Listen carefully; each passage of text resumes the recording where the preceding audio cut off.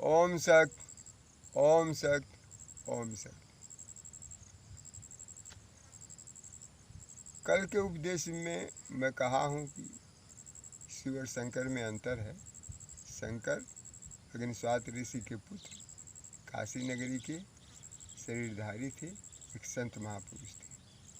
और शिव ज्योतिर्लिंग है जो निराकार है, उसको साकार रूप में बनाया गया है।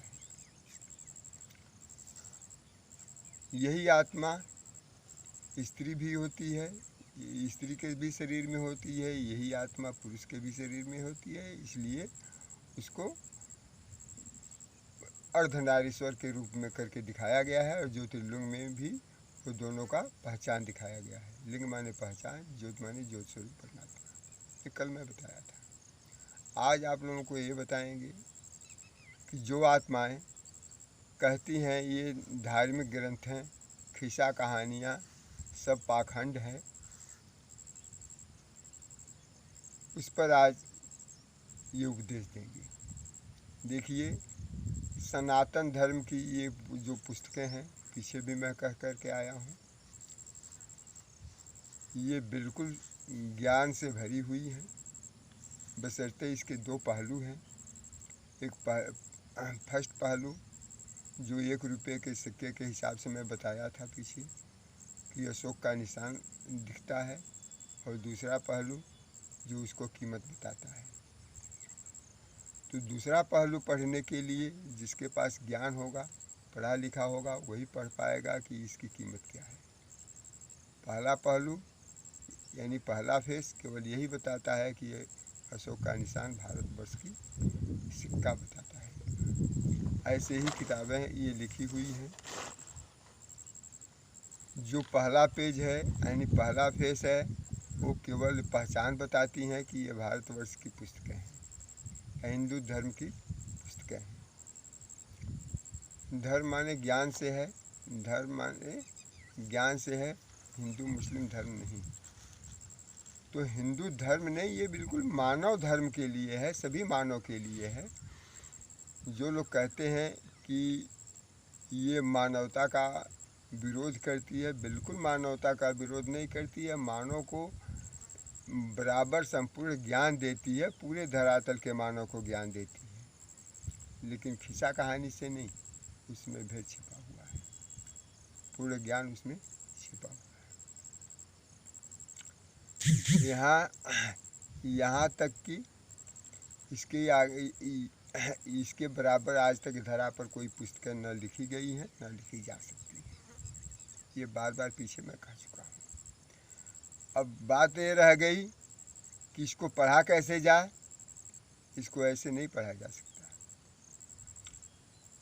ऐसे नहीं पढ़ा जा सकता। अध्यात्म जब तक आत्मा अपनी अध्ययन नहीं करेगी, तब तक उसकी अध्ययन नहीं कर पाएगी। अपनी अध्ययन करने के लिए स्वदर्शी बनना पड़ेगा। स्वदर्शी बनने के लिए या अपना अध्ययन करने के लिए 7 नियमों का पालन करना पड़ेगा। वो मानवता का ही नियम है, वो ज्ञान के ही नियम है, वो आत्मा के ही अपने नियम है, वो प्रकृति के नियम है, परमात्मा के नियम है। ये बैरागी के अपने नियम नहीं है। जब तक नियम पर चल करके आत्मा अपने कर्मों पर नहीं आती है, तब तक उन पुस्तकों को पढ़ने का अर्थ वो नहीं समझ पाएगी। ये बैरागी का बार बार कहना है। जैसे मैं बताया भी था कि ये जो विरोधाभास दिखता है, जैसे गणेश जी का सिर काट दिया गया, हाथी का सिर लगा दिया गया, ये हर जगह विरोधाभास शब्द संकेत करते हैं। ये प्रकृति का उल्लंघन तो हो नहीं सकता। आप ज्ञान से देखो क्या चीज़ है। ये आत्माओं के लिए संकेत किया गया है। सीता घड़े से पैदा हो नहीं सकती, वहाँ संकेत किया गया है कि कैसे ऋषियों का खून उस घड़े में हुआ पड़ा और कैसे वो ज़मीन के अंदर गड़ करके वो एक इंसान पैदा हो गया जिसका सीता का नाम है। तो ऐसे केवल संकेत किया गया है, ये वास्तव में सही नहीं है। ये पहला उसका फेस है, यानी पहला पृष्ठ है, दूसरा पृष्ठ ज्ञान का पीछे छिपा हुआ है। अब चलते हैं। देखिए, आप एक आत्मा हैं, ये शरीर आपका कर्म करने का साधन है। ये संसार कर्म स्थली है। इसमें आत्मा को अपना अध्ययन करने के लिए, यानी योग लगा करके ज्ञान प्राप्त करने के लिए इसको 7 नियमों का पालन करना चाहिए। जैसे पहला मैं बता रहा हूँ, सदा सत्य का पालन। ये सभी आत्माएं जानती हैं कि सत्य का दरबार सत्पुरुष का होता है जो परमात्मा है। अब परमात्मा के दरबारी बनने के लिए आत्मा को सत्य का पालन तो करना ही पड़ेगा। बगैर सत्य का पालन किए कैसे सत्पुरुष का दर्शन करेगी या कैसे सत्पुरुष के दरबार में बैठ सकती है। मैंने बहुत सी आत्माओं को देखा है जो जोग लगाती हैं और परमात्मा के दरबारी बन जाती हैं, लेकिन अपने कर्तव्य को सुधारती नहीं है। उन पंथावलियों के नाम तो नहीं लेना चाहता हूँ, लेकिन ऐसे बहुत से आत्माएं हैं जो योग लगाती हैं और परमात्मा के दरबारी कहलाती हैं, लेकिन अपने कर्मों का सुधार नहीं है। जब कर्मों का सुधार नहीं है तो परमात्मा उनको प्राप्तियां नहीं दे सकता, संभव नहीं है। यदि किसी बड़े के दरबार में आप नौकरी करें और अपनी ड्यूटी न निभाएं तो क्या आपको पेमेंट देता रहेगा? पेमेंट देने का सवाल नहीं होता। वो बड़ा बेशक है, अपने कर्मों से बड़ा है, लेकिन आप जब तक कर्म नहीं करेंगे तब तक पेमेंट क्यों देगा वो? सेम ऐसे ही परमात्मा के दरबारी बन करके भी अपने आदत को नहीं सुधारते। मांस मछली छोड़ देने से केवल आत्मा परमात्मा के दरबारी नहीं बन गई, केवल जोग लगाने से परमात्मा के दरबारी नहीं बन गई। जोग लगा करके किसी गुरु गोसैया ने कोई वस्तु दिखा दिया या लाइट को ही दिखा दिया तो निरर्थक साबित होगा जब तक अपने कर्मों को नहीं करेगी। कर्म साथ देखिए, सदा सत्य का पालन, यानी सदा सत्य का पालन करना ही पड़ेगा, चाहे कहीं भी हो, किसी भी परिस्थिति में हो। समय को देख करके बदलना नहीं कि यहाँ पर आधा अधूरा काम करें, आधा अधूरा काम नहीं चलेगा। बराबर सत्य का पालन करना ही पड़ेगा, चाहे अपना हो चाहे पराया हो। ये आत्मा के लिए सब आपस में भाई भाई हैं, कोई पराया तो है ही नहीं है। पराया देखेगा तो सामाजिक स्थिति में आ जाए, सामाजिक परिस्थितियों में जकड़ जाएगा। इसलिए सदा सत्य का पालन करना ही पड़ेगा। जब सदा सत्य का पालन करना छोड़ दिए तो परिस्थिति आपके गले में फंस जाएगी, यानी परिस्थितियों से लिपट जाएंगी। दूसरा, स्वच्छ व स्वस्थ शरीर।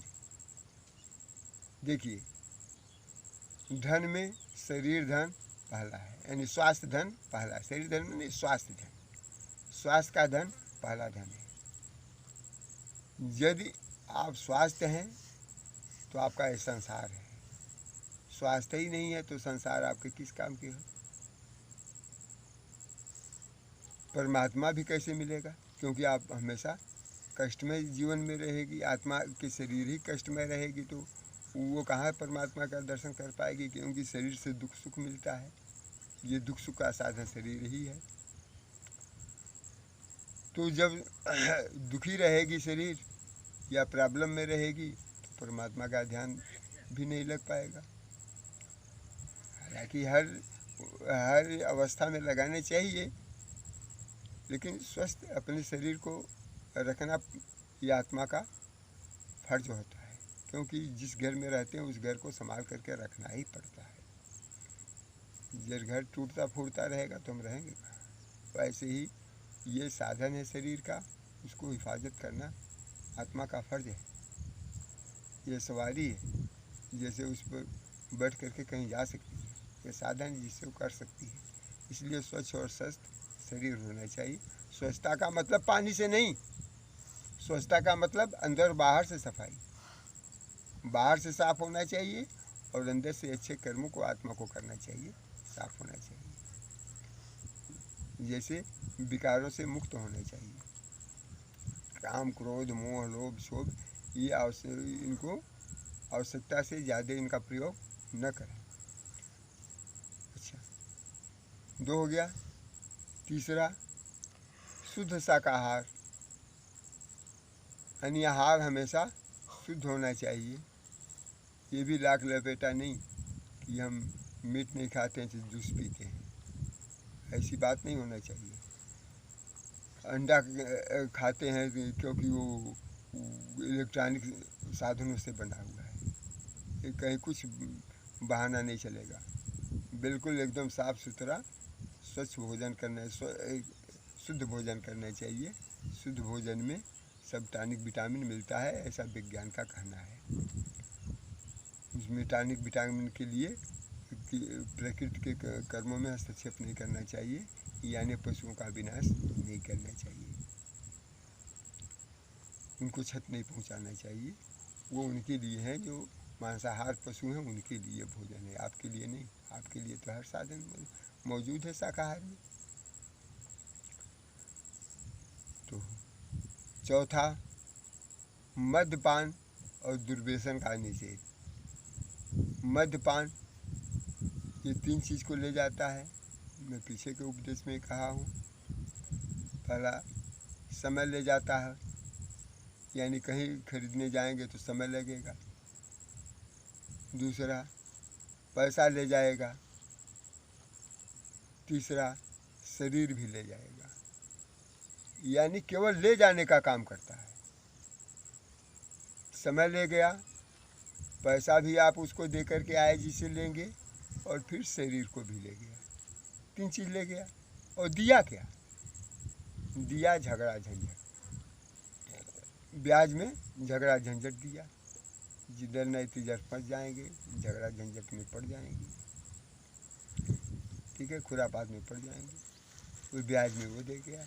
इसलिए मद्यपान चाहे कितना भी छोटा हो, मद माने नशा, ये मद्यपान यानी नशा वगैरह जितना कितना भी छोटा हो तो उसको छुइए तक नहीं, क्योंकि उसका नियम है कि पहले आप पकड़ते हैं, बाद में वो जकड़ती है।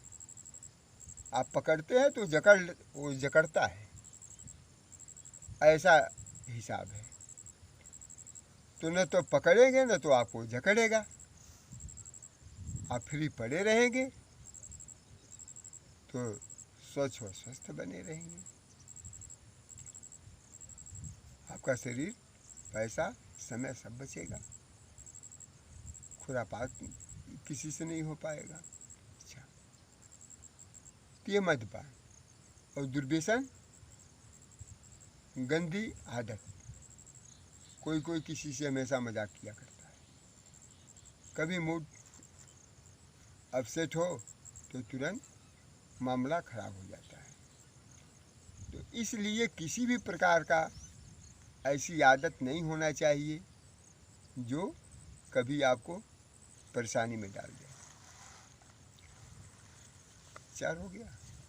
5वां, तन, मन, धन, वचन व कर्म से किसी को कष्ट न दे। देखिए, काम अपना करते हैं तन से, लेकिन तो किसी को उसको क्षति हो सकता है। जैसे हम रास्ते में चलते हैं तो बीच रास्ते में न चल करके साइड से अपने चलना चाहिए। चलते तो हम अपनी शरीर लेकर के, लेकिन तो बीच में चलेंगे दूसरे को दिक्कत हो जाएगी, इसलिए साइड से चलना चाहिए। अपना कर्म कभी भी करें तो दूसरे को देख करके करें। जैसे हम मान लीजिए अपने घर में बाजा ही तेज बजाते हैं, पड़ोस का लड़का एग्ज़ाम में है तो उसको कष्ट होगा, इसलिए अपना आवाज़ धीमी करके बाजा बजाएं। हो सकता है न भी बजाएं क्योंकि उसका एग्ज़ाम है। तो शरीर से भी कुछ कर्म करें, तन से भी कुछ कर्म करें, तो ये सोच करके करें किसी को कष्ट न हो। तन से, मन से, मन की तीरें अचूक होती हैं, इसलिए मन से भी किसी को अहित न सोचे। ये कोई जानता नहीं है, लेकिन बहुत गूढ़ विषय है कि मन की तीर भी अचूक होती है और वो क्या क्या कर डालती है। इसलिए मन से किसी के अहित न सोचें। तन मन धन, धन यदि आपके पास ज़्यादा हैं तो उसका अपव्यय न करें किसी के नुकसान के लिए, कि हमारा धन तो कोई बात नहीं है, बहुत है, लेकिन दूसरे का तो हम खटिया खड़ा कर देंगे इसका प्रयोग करके। ऐसा कभी मत सोचें, हैं। तन मन धन वचन, वचन यानी बोली, बोली हमेशा सत्य बोलें, कम बोलें और मधुर बोलें, क्योंकि बोली गोली से तेज होती है, वो बहुत ही खतरनाक बन जाती है। बोली से तमाम परेशानी आगे बढ़ जाती हैं, आप लोग जानते ही हैं। इसलिए बोली को हमेशा लगाम रखें, बोली पर हमेशा लगाम रखें, सत्य बोलें, कम बोलें और मधुर बोलें।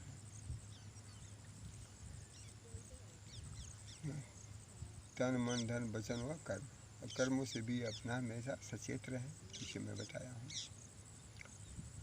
5वां है। 6वां, सार्वजनिक और प्राकृतिक साधनों संसाधनों का संरक्षण और सदुपयोग ही करें। जैसा कि चाइना का वैज्ञानिक अटेंडम करके दुनिया को परेशानी में कर डाला, ऐसा नहीं। उसका समुचित प्रयोग करें और संरक्षण करें। वो आपके लिए ही प्रकृति ने दिया है, इसलिए उसका सदुपयोग ही करें, दुरुपयोग न करें। नदी तालाब या सार्वजनिक वस्तु संपत्तियाँ हिफाजत रखें, वो आपके लिए हैं, उसका दुरुपयोग न करें। और 7वां, आत्माओं का सेवा और सहयोग करें। देखिए, सेवा और सहयोग, जो देते हैं वही मिलता है, ये प्रकृति के नियम है। ये गुण नियम, ये गुण विषय है कि जो देते हैं वही मिलता है। हम सेवा नहीं करेंगे तो सेवा हमको कौन करेगा, क्योंकि जो देना है वही मिलना है। हम सेवा नहीं करेंगे तो हमारा सेवा हो नहीं पाएगा। हम किसी का सहयोग नहीं करेंगे तो हमारा सहयोग नहीं हो पाएगा।